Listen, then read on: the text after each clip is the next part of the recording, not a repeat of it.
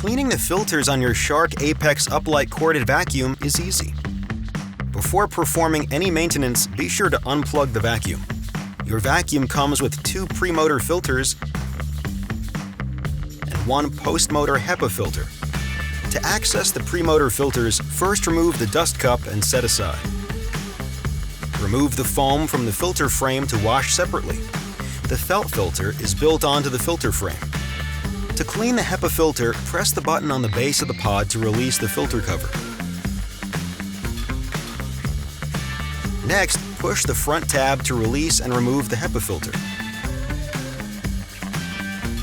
To clean the filters, hand wash with cold water only. Rinse the HEPA filter once every year. Rinse the premotor filters once every month. Let the filters air dry completely for at least 24 hours before reinstalling them. For the premotor filters, place the foam filter back into the support frame and place into the vacuum pod.